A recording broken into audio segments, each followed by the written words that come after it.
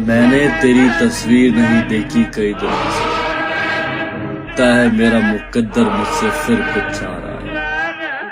शायद खत्म हो रहा है आशिकी का दौर, मेरा पुराना किरदार वापस फिर आ रहा है। लड़ाई उससे करो जो तुम्हारा लेवल बढ़ाए, दुश्मनी उससे करो जो तुम्हारा लेवल बढ़ाए।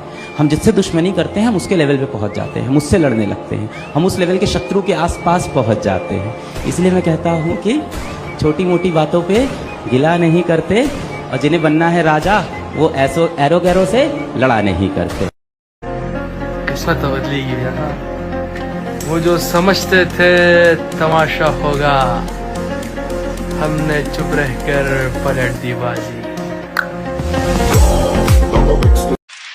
हमें किसी माफ तो किसी को करने ही नहीं है, बिल्कुल नहीं। एग्जाम्पल सेट कर रहा है जीवन में कि अगले 10-15 हजार साल तक उस व्यक्ति की आत्मा का है कि भैया किसी और गैलेक्सी में भेज दो, ये मिल्की वे में नहीं जाना है। ना किसी से जीतने की चाह और ना हारने का डर, खुदी को खुद में ढूंढने की अभी जंग जारी है।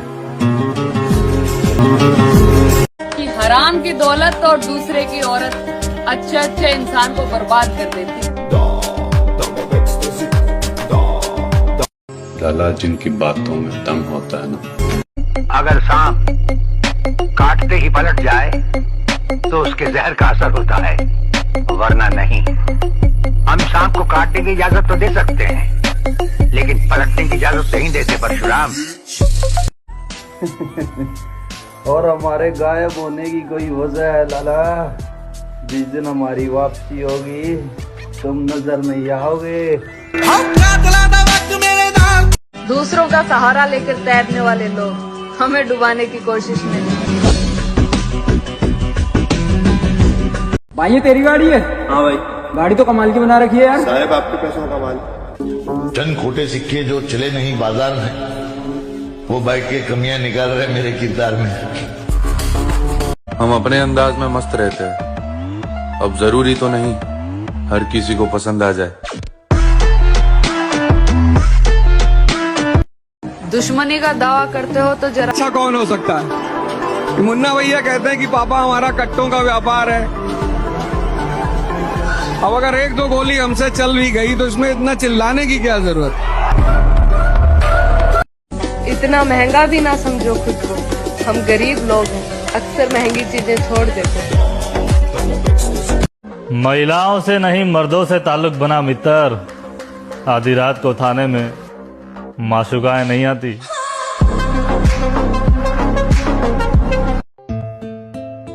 हमें सब पता है कहाँ क्या हो रहा है, नादान और अनजान तो हम जानबूझकर बने हैं।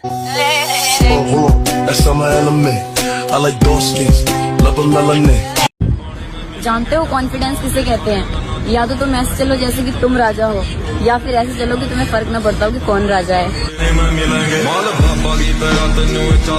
डरना मत करो, तुम्हारी अगर बेइज्जती हो रही है तो समझ लो तुम भगवान बनने के रास्ते पे जा रहे हो।